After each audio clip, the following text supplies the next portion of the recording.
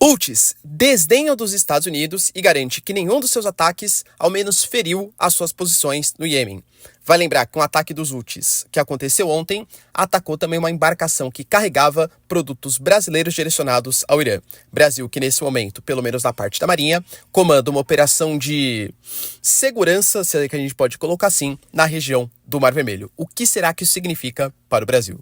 Vamos discutir um pouquinho também mais palavras do Trump contrários à OTAN, inclusive colocando que se não mudar de postura, a política America First, ou seja, primeiro pensar nos Estados Unidos e depois nos outros países, vai ser colocada em prática no governo Trump, e falar um pouquinho também, pessoal, sobre a profecia, entre aspas, que eu venho colocando aqui para vocês, que vem se realizando, que é os países mais neutros na situação, cada vez menos apoiando Israel, e isso se confirma nas palavras do Egito, da Turquia, da Arábia Saudita e agora da Jordânia. Em reunião com Biden, o rei Abdullah II garante que separar a Cisjordânia da faixa de Gaza é uma coisa impossível de ser aceita.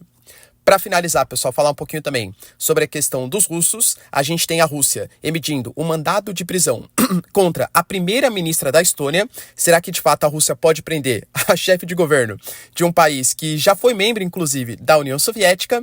E, para finalizar, a Maria Zakharova, que é responsável pela comunicação, pelas relações exteriores da Rússia, garantindo que o Ocidente está sendo bandido porque eles aprovaram uma proposta à União Europeia de reconstrução da Ucrânia, baseado em ativos russos. A resposta será avassaladora, segundo a Rússia. Lembrando que o Zelensky, pessoal, que segundo o próprio Biden, está desesperado nesse momento, tem viagem marcada para essa semana em direção a Berlim, Munique e Paris. Grande objetivo, conseguir mais dinheiro. Se vocês querem entender um pouco mais sobre esses assuntos, e muito mais também sobre geografia, geopolítica, atualidades, política, polêmicas, enfim, tudo para você se manter sempre bem atualizado, já se inscreve no canal, deixa seu like e compartilha esse vídeo, que eu, professor Ricardo, conto muito com a sua ajuda. Belezinha? Para quem não me segue no Instagram, pessoal, @prof_Ricardo Marcílio. E caso você queira contribuir financeiramente aqui com o meu projeto, para eu continuar produzindo aqui, os conteúdos diários, atualizando vocês, galera, independente das condições. Hoje é o último dia, tá, que eu não estou em casa, depois a gente já volta pro cenário, para a qualidade normal de gravação. Apoia aí, galera, seja membro, que assim, eu faço isso muito a sério, Pois uma recompensa dessa, claro, uma recompensa super satisfatória. Se não quiser, galera, seu like e engajamento também tá sensacional. Tamo junto? Então bora lá pro vídeo, pessoal, que é assunto bem importante aí pra gente ter que discutir hoje, Primeira notícia interessante, ou importante, está ligado a mais ataques que os Houthis fizeram contra embarcações. Dessa vez, a embarcação que foi atacada é uma embarcação chamada de navio Star Iris. Essa embarcação, aparentemente, houve uma pequena confusãozinha, porque ela não tinha ligações diretas com os Estados Unidos, e sim muito mais com os gregos, mas segundo o próprio porta-voz dos Houthis, tinha uma ligação intrínseca com os Estados Unidos, e também foi avisado, foi ameaçado tal, resolveu passar pelo Mar Vermelho, e os Houthis fizeram os ataques. Lembrando que os Houthis, eles declararam guerra contra Israel, em apoio à faixa de Gaza, e consideram que qualquer embarcação comercial, independente da bandeira, que queira negociar com os israelenses, ou mais, se for uma embarcação militar dos Estados Unidos, do Reino Unido, ou de qualquer outro país da Operação Guardião da Prosperidade, pode e será atacado. Esse navio é um navio comercial e que inclusive carregava produtos brasileiros. Pois é, o produto brasileiro em questão era milho, que estava saindo do Brasil em direção ao Irã. Claro que não era uma embarcação brasileira. A embarcação carrega produtos de vários países, enfim, de várias quantidades, enfim, vários produtos sendo comercializados. Mas é fato que o Brasil, por enquanto, não reclamou, até porque, galera, convenhamos, o Irã é um grande aliado dos Houthis, então não penso que o Iêmen, ou os Houthis, não tem nada contra a postura geopolítica brasileira, tá? Muito menos, claro, contra o Irã. Então eu penso que foi muito mais uma consequência do que exatamente uma afronta ao Brasil. Lembrando que nesse momento, na verdade, desde o dia 1º de fevereiro, a Marinha Brasileira, ela comanda uma operação especial de segurança do Mar Vermelho. Inicialmente, essa operação, ela foi feita muito mais para combate à pirataria feita pela Somália, pela Etiópia também, principalmente na Somália, do que exatamente por conta desse conflito com os Houthis. Mas meio que uma coisa somou a outra, e estamos falando hoje da Marinha Brasileira, tentando comandar, e a gente fala de uma organização com mais de 30 países, a maior coalizão marítima do mundo na questão da segurança do Mar Vermelho. Brasil vai ter trabalho. Inclusive porque os Houthis, pelo menos nas declarações públicas, estão meio que desdenhando dos Estados Unidos, hein?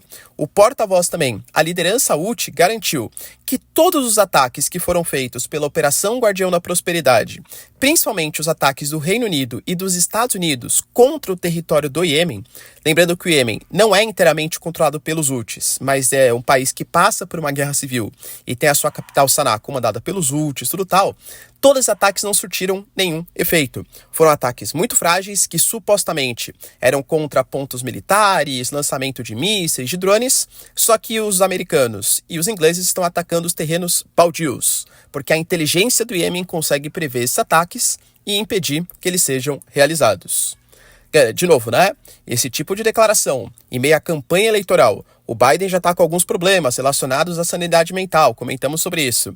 E esse enfraquecimento geopolítico pode custar, sim, a vitória do democrata nas próximas eleições. A gente tem também, pessoal, uma notícia importante relacionada, já que estamos falando, né, dos Estados Unidos, a declarações do Trump. Eu analisei com vocês no vídeo de ontem o posicionamento do Trump acerca da OTAN.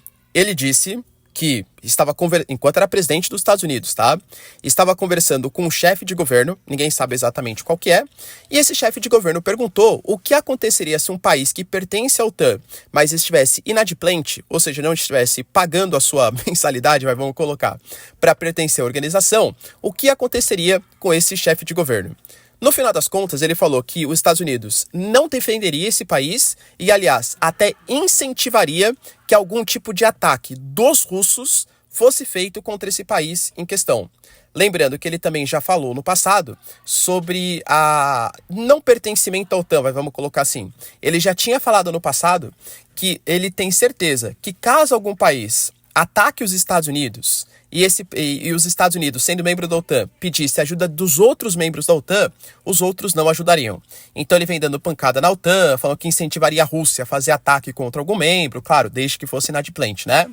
Eu já analisei com vocês que acho que isso é muito mais discurso eleitoral do que coisa para ser colocado na prática.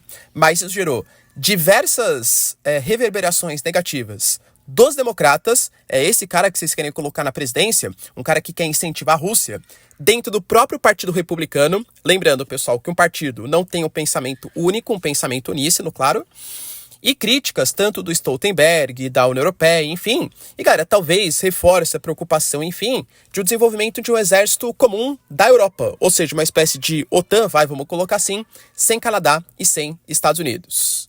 Ele voltou a reforçar isso. Olha, a gente sabe que a OTAN, os países, estão contribuindo, segundo ele, tá? Contribuindo muito menos desde o início do governo Biden, ficando debaixo da asa dos Estados Unidos. Se essa política continuar desse jeito, os Estados Unidos vai manter a sua política de America First. Primeiro pensar nos interesses americanos, para depois pensar nos interesses comuns aí, né? Da OTAN, enfim, de outras organizações. Como eu já citei para vocês, professor, tem algum país devendo para a OTAN, então? Pelas informações, juro que eu procurei bastante, tá? Não encontrei nada de país inadimplente. São 31 países e a Suécia que vai entrar no futuro próximo. O que existe é que existem países ainda, mas isso já vem mudando também, que não vem destinando 2% do seu PIB para a defesa militar, para o setor de defesa, principalmente pós-década de 90, em que o mundo, pelo menos na parte desenvolvida, vamos colocar assim, entrou no período de maior estabilidade, pós-Guerra Fria. Mas não é obrigatório contribuir com 2%, tá? Então, assim, por isso que eu falo, para mim parece muito mais uma retórica eleitoral do que propriamente uma coisa certinha aí do Trump. Israel continua fazendo a sua ofensiva em Rafah, a gente também já analisou um pouquinho isso nos vídeos passados, e como você está atacando uma região que tem mais ou menos 1,5 milhão de palestinos ali, lembrando que antes da ofensiva israelense na faixa de Gaza, essa cidade contava com 260, 280 mil pessoas, é praticamente um campo de refugiados, mas com uma altíssima densidade demográfica, inclusive. Mas, ao mesmo tempo, o próprio Benjamin Netanyahu coloca que ali é o último reduto de 4 batalhões do Hamas. E como o objetivo primordial deles é, de fato, tirar o Hamas dali, eliminar o Hamas, é necessário atacar Rafah. Só que o Egito reclama disso, inclusive rompendo o acordo de Camp David, que reconhece o Estado de Israel, porque atacar Rafah é praticamente tirar uma crise dos refugiados em direção ao Egito se Israel não desenvolver um plano de fuga, que é o que o Biden está cobrando, a União Europeia está cobrando e a coalizão de países árabes também estão cobrando. Nesse momento, a gente teve, o Biden fazendo uma espécie de conferência, com o rei Abdullah II, que é o rei da Jordânia, que é outro país extremamente interessado na situação. A Jordânia, claro, faz fronteira com a Cisjordânia, que é outro território palestino. Ele deixou, galera, bem claro que a Jordânia, é um país que tem ligações com os Estados Unidos. Inclusive, o ataque à base dos Estados Unidos, feito pela milícia xiita do Iraque, foi na Jordânia, a tal da Tower 22, ali na fronteira com a Síria. Ou seja, são países que têm boas relações com o Ocidente. Mas deixou bem claro, se Israel tiver um plano de separação da faixa de Gaza e da Cisjordânia, a gente não vai aceitar. Inclusive, novamente falou que a única solução possível é a criação de 2 estados. Não disse exatamente isso, mas eu vou pegar as palavras da Arábia Saudita e colocar como se fossem também da Jordânia, porque possivelmente são, tá? A gente quer o reconhecimento de 2 estados, muito possivelmente como era antes da Guerra dos 6 Dias, 1967, em que Israel dominou as colinas do Golã, que pertenciam à Síria, dominou a Cisjordânia, a faixa de Gaza, toda Jerusalém e a Península do Sinai, tá?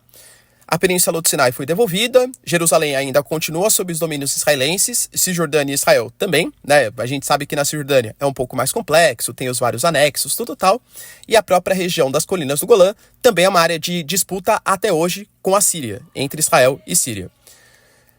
Percebam como o plano iraniano de insurreição, vamos colocar assim, ou resistência contra Israel e contra o Ocidente, vem angariando mais atores, vamos colocar Turquia, Arábia Saudita, Egito, Jordânia. Israel pode estar se complicando no cenário geopolítico. Se nos anos 2020 a gente os acordos de Abraão, uma ligação de uma série de países árabes com Israel, penso eu que a tendência, pelo menos com as atitudes nesse momento, é justamente o contrário. Para finalizar, pessoal, falar um pouquinho sobre a Rússia também, em que a gente teve uma decisão polêmica ali dos russos. A gente teve a Rússia expedindo um mandado de prisão contra a primeira-ministra da Estônia. A gente está falando, pessoal, da Kaja Kallas e também do seu secretário de Estado e do ministro da Cultura. E por que isso está acontecendo, hein? Existe um debate, a gente sabe que todos os países bálticos, Letônia, Lituânia e Estônia, faziam parte da antiga União Soviética. E existem monumentos da antiga União Soviética até hoje ali posicionados, é fato. Principalmente quando você pega nas áreas mais próximas da fronteira com a Rússia, aí então que existem vários monumentos, história, galera, querendo ou não, uma coisa que se fragmentou em 1991, a gente teve o fim da União Soviética. É uma coisa muito recente, entende? O cara ali de 40 anos, 50 anos, o cara viu essa fragmentação. É uma coisa que pertence à sua história, pertence à sua cultura. Quer ele goste, quer ele não goste, tá? Não tô falando que todo mundo gosta, aliás, na Estônia, que é um dos países que depois do fim da União Soviética mais tomou o caminho liberal da coisa, o caminho de aproximação com a União Europeia, aproximação com a OTAN, eu diria que o não gostar muito dessa política é bem mais forte, tá? E ela estava considerando derrubar, ou discutindo para derrubar, um monumento que fazia uma alusão aos soldados, um monumento de ódio, aos soldados soviéticos, que é o monumento de um tanque de guerra. Na cidade de Narva, fica muito próximo da fronteira com a Rússia. Por conta dessas discussões, incentivando a população, vamos derrubar, vamos tirar, tudo tal, a Rússia expediu um mandato de prisão. Se isso vai de fato ser cumprido, galera, penso eu que não, Porque estamos falando de um país que faz parte da OTAN. Agora, caso ela pise na Rússia, coisa que eu acho também que não vai acontecer, não tem o mínimo sentido, é claro que isso poderia gerar algum tipo de repercussão negativa para ela. Lembrando que a Finlândia também teve eleições recentes e um presidente, que era candidato, agora presidente, claro, contrário à Rússia, se elegeu. Finlândia, que recentemente ingressou na OTAN e mais que dobrou a área de fronteira da OTAN com os russos. E para finalizar, galera, de fato agora, a gente teve uma declaração importante de uma lei aprovada na União Europeia. Essa lei, basicamente, ela garante que os ativos russos eles vão ser utilizados para financiamento dos ucranianos. Nesse momento, a gente tem, eu diria quase que um desespero, palavras do Biden, tá? A Ucrânia está desesperada para conseguir mais financiamento. O país que mais financiava, os Estados Unidos, claro, está num embate político interno, de aprovação, não aprovação, democrata pensa de um jeito, republicano pensa do outro, só que a guerra tá rolando. Estão faltando projéteis, munições, equipamentos, tal.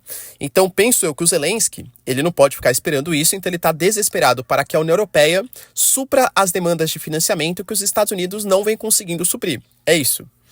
Pois bem, galera, muito possivelmente o Zelensky, essa semana, vai em direção a Berlim, a Munique, na Alemanha, para tentar convencer Olaf Scholz a fazer mais financiamento. Quem sabe não role também uma discussão acerca dos mísseis Taurus, mísseis de longo alcance, pode ser, tá? E também em direção a Paris, para discutir com Macron uma possibilidade de maior financiamento, mesmo depois do pacote aprovado de 50 bilhões de euros. Só que a União Europeia não está numa situação extremamente confortável do ponto de vista financeiro. Talvez por isso, querendo colaborar com Zelensky, colaborar com a Ucrânia, aprovou esse projeto de lei. Você vai poder emitir títulos que vão ter como garantia os ativos congelados da Rússia. Ou seja, na prática, a Rússia estaria pagando o financiamento da Ucrânia. Só que a grande questão, até o FMI falou sobre isso, né? Olha, isso é uma negociação, o descongelamento dos ativos russos, que tem que ser combinado entre o país que congelou os ativos e que tem os ativos congelados, entende? É uma negociação entre vocês. Vocês entendem, cara, que a Rússia, hoje, querendo desdolarizar o mundo, colocar sistemas alternativos de pagamento que sejam mais importantes, além do SWIFT, é muito mais do que prejudicar os Estados Unidos, mas uma questão de autonomia também. E não que eu concorde com os russos, não é isso que eu tô falando. Se fosse do outro lado, seria a mesma coisa, tá? O Brasil hoje, para pautar uma desdolarização ou sistemas alternativos de pagamento, é pensar na nossa soberania. Vou imaginar, hein, no limite do raciocínio, que o Brasil está sendo acusado de desmatar a Amazônia, aniquilar povos indígenas, originários, tudo tal. E aí os países ocidentais, aí, né, Estados Unidos e União Europeia, decidem que eles vão sancionar, congelar os ativos brasileiros, enquanto o Brasil não mudar essa sua postura. A gente está tudo dolarizado, depende tudo de Estados Unidos, União Europeia, sistemas de pagamento.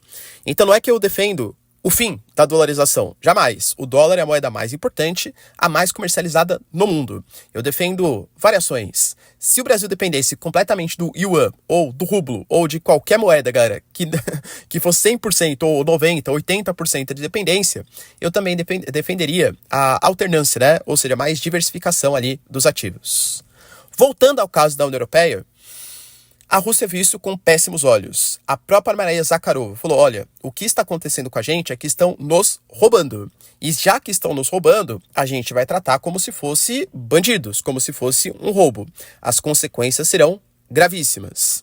A Rússia alega que ela também tem poder para congelar alguns bens e alguns ativos europeus. Claro, pessoal, que a capacidade é muito menor do que o Ocidente em relação aos russos. Mas, segundo a Rússia, algum tipo de resposta mais extrema pode acontecer no futuro próximo. Algum tipo de ataque? Penso que não, tá? Mas nessa batalha econômica, quem sabe, também acho que não. A China tem muito mais interesse nas suas questões do que em ajudar a Rússia, é fato, tá? Mas um apoio da China nisso. São cenas dos próximos capítulos. Beleza, pessoal? Deu pra entender o que tá rolando aí no mundo? Se vocês curtiram o vídeo, então, já deixa seu like e se inscreve no canal. Tamo junto, beijos, abraços e tchau, tchau.